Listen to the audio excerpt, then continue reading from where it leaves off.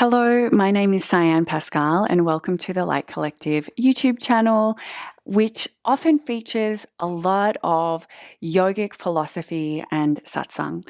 And if you're particularly interested in ideas around Tantra, which is where we tend to focus, and wisdom around Tantric philosophy, practice, ideas, then feel free to hit subscribe below and join us for every upcoming wisdom talk that we offer.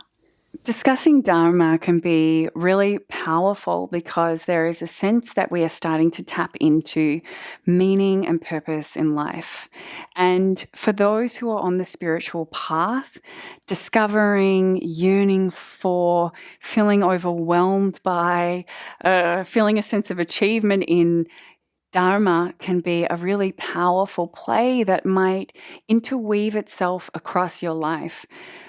I have been looking at this idea of Dharma, meaning in life, and purpose with a kind of nuanced view over the last few years. Because I think that at times it can be disempowering as it is used in everyday kind of yoga and life. And I think that within the tradition, there is a sense that Dharma can be a little more subtle and more empowering than we have perhaps been originally taught. So let's discuss first this term Dharma and what it means. So Dharma is a Sanskrit word that is generally translated as being your life's purpose. So you may have gone to a yoga class or experienced a teaching within the yogic tradition where somebody has said you need to follow your Dharma, your life's purpose. Now, this can be confronting because in the West, life's purpose is often also a synonym for your vocation.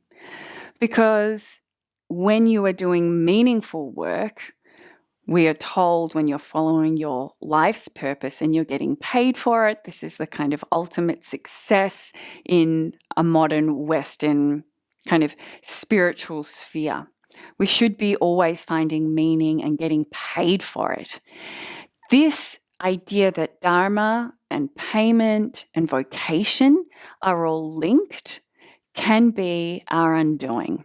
And this is something that I would like to kind of untangle, as if, you have a plant and you've pulled the plant out of a pot and it's become root bound. Let's start to untangle the roots of the meaning of this word so we can start to feel more empowered in what our life's purpose might really be. When we start to expand the meaning of the word Dharma, we can look at it from not just the yogic perspective, but also the Buddhist perspective, which came out of the Indian spiritual tradition. So Dhamma, D-H-A-M-M-A, in Buddhism, which we'll continue to use with this word Dharma, Dharma refers to the one who is following the teachings or the teachings themselves. So the Dharma is the right path of the Buddha. And this can be a nice framework to have in your mind, that there is a sense of a spiritual path within Dharma. The second aspect of this term Dharma within the Buddhist tradition is that there is a sense that Dharma can also mean a cosmic law and order, which kind of can feed in either sort of positively or negatively into the idea that there is a karmic, predestined Dharma that you need to discover. And if you haven't figured it out, then your whole life might have no meaning in it. But if we can kind of bring a softness to the sense that there is a kind of cosmic law and order going on in the background of what Dharma is all about, a sort of right path, a spiritual path, maybe not necessarily predestined, but a path that follows the laws of the universe, then we can start to kind of untangle this word a little more. I want to sort of segue now into a little personal story about this word Dharma and this idea. There was a time when I was living in India. I was doing a lot of study there, and at one point I was up in the Himalayas, and I had a beautiful teacher who would teach Yoga Nidra every single day. She had this incredible presence to her, and as we were lying there, she would say this very traditional, this very specific line within the Yoga Nidra practice about dropping into an intention. And she would say, "Remember your life's purpose," and repeat it to yourself 3 times. And this, for my Western mind, my poor Western mind, would totally freak me out in the middle of my meditation. What is my life's purpose? Oh my God, I need to know it right now, and I have about 1 minute to not only figure it out, but also repeat it 3 times. I had spent most of my 20s trying to come to grips with what my life's purpose was all about. I had studied architecture. I then became an architect. I was practicing yoga at the same time. I was trying to merge the built form, spiritual practice, creativity. Over the course of my life, things changed as well. I traveled a lot. I tried to incorporate that into my life's purpose. And now I have moved into a new phase of life, which is motherhood and caring for a baby. And across this period of time, I've had to really adjust out of this grasping towards this perfection and idea of there being one dharmic path. And what's beautiful is that over this period of time, I have shifted into becoming a yoga teacher and have become more open to texts like the Bhagavad Gita. And for me, the Bhagavad Gita held a kind of secret key in unlocking what Dharma is really all about. So how can the Bhagavad Gita, which is 2,500 years old, really offer any insight into a modern understanding of Dharma? It requires a few leaps of consciousness. You need to kind of move past ideas of caste that are anachronistic and also disempowering, and have, created a lot of trauma for a whole nation. And that can be really hard for people to get past. But if you can drop into the subtle teachings within the Bhagavad Gita, it can be very powerful. Arjuna is a warrior within this text, and he is talking to Krishna, Krishna being a divine being within human form. And Krishna is trying to guide Arjuna into war, which can seem really un-yogic. And for a long time, I couldn't look at the Gita because I didn't understand that war was an analogy for the battlefield of life and what we have to face in every moment of existence. I don't want to go too deep into this whole story. I just want to hone in on one aspect of the Bhagavad Gita. In the text, Krishna speaks his wisdom to Arjuna, saying, "As you discern your own Dharma, you should not waver. For the warrior, there can be found nothing greater than the battle for the sake of Dharma." Within the text, this idea of Dharma is very much aligned with your sense of duty. And duty can feel kind of heavy, but if you think about it as a kind of role that you are stepping into in any given moment, when we overlay it with a kind of deeply tantric, juicy presence, then we can start to bring a Shakti element to Dharma, which is changing and dynamic and very present. So, what am I trying to describe? As a modern yogi, we can look at Dharma through the question, what is my role? What is my duty? What is my purpose? What is my Dharma in this exact moment, right now? So perhaps right now your Dharma is to be the student sitting, listening, feeling into, and processing this learning. That's all you have to do.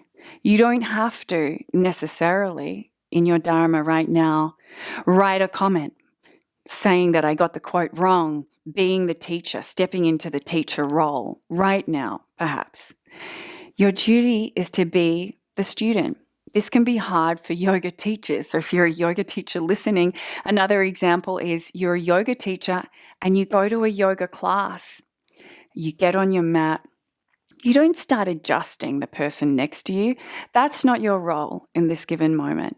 Your role, even though you're a yoga teacher most of the time, and you really are attached to it and you love being a yoga teacher, when you get on your mat at that point, your Dharma is to be the student and the teacher's Dharma is to be the teacher. So they shouldn't be thinking about their ex-boyfriend or girlfriend or lover and all the things that are going on in their life that are creating drama. No, that's for when their role is being the lover. At that moment, it's all about a deep presence about being the teacher. So we can start to step into these roles with a kind of reverence, with an honoring, and a juicy presence that makes them come alive. Another example is around work and family life. How often have you had a really busy day at work and you've gone home to your family and felt this kind of dissonance? You've either brought the workday with you, you're feeling stressed or feeling like you need to get more done, or you're having to do work and then the kids or your flatmates or people are coming in and talking to you and there's a frustration around it. All of these things are because you're not really stepping into deep presence with your role in that given moment. When you're at work, your role is to be deeply in work. So perhaps it is inappropriate for you to be fielding calls from a partner or a child in that moment. And then when you leave and you go home, there is a sense that, okay, now I need to shift my role. I need to move into family role. I need to move into loving, connected, nurturing role, presence with the people there. And when we can step into that kind of powerful presence, we step into deep meaning in our life, which is very dynamic. The tantric path is one which eventually leads us to being able to move between these roles with a kind of grace and ease. Until then, it might mean that you have to do a bit of a meditation between getting at home or a bit of a shake to release your day. But eventually we start to be able to move into our Dharma with deep presence. We can shift between roles and Dharmic purpose with a gracefulness, with an ease, and with a deep power. In order for us to be able to step into this kind of powerful and dynamic state of Dharma, we need to tap into a sense of spontaneous right action. Our capacity to be so deeply present in any given moment that we're able to discern what the right action is, what the right Dharma is. Deep embodied wisdom, a knowing of when you need to shift, change, or move into a different role. So, for example, it could be that you are the yoga student in that class, and for some reason, the teacher doesn't show up. And so you find yourself in the predicament, is it the right action for me to take over this class, offer all the people there an opportunity to do a yoga practice, even though the normal yoga teacher accidentally slept in? There are these moments where the role does need to be very dynamic. But in order to have that kind of level of wisdom, there is a sense that your spiritual practice, your Dharma and following a spiritual path will allow you to step into wisdom that will guide you into, again, Dharma as being part of the right action, the cosmic law and order, that sense of trueness in the way you move into the world. So I've kind of created 3 steps that can help you take spontaneous right action. The first is, whatever the role is, allow yourself to be deeply, wholly, truly present to that role. Heart and soul. The second, create space in your life for spiritual practice to embody a deep and also humble wisdom. 3, have an adaptability of spirit that allows you to change dharmic roles as needed and move and flow with the dynamism and often chaos that daily life presents to us in any given moment. Lastly, I'd like to talk a little bit about vocation, because I'm sure there are some people out there who are kind of heavily sighing at the idea that your Dharma is simply to listen right now, and you do want to find out, how do I get paid to really to be in this deep meaning in my life? Well, Deepak Chopra gives a really nice equation to help us step into meaningful work. I like to kind of call it meaningful work as opposed to Dharma. So if you want to find meaning and purpose in your life and get paid for it, there are a few things, or maybe just 2 things I think that you need to do. Become aware of what you're good at, and then combine it with service to other people. That is your work. Another way of framing this is to say, take the karma that is handed to you and use that karma to help others. This will help you with your vocation. Or if you want a third way of describing it, do the thing you love doing and see how it fulfills another person's needs. And then ask for money while you're doing it. I hope that this kind of expanded idea of what Dharma is all about supports you in finding meaning more often throughout your day and allowing purpose to be woven across everything that you do.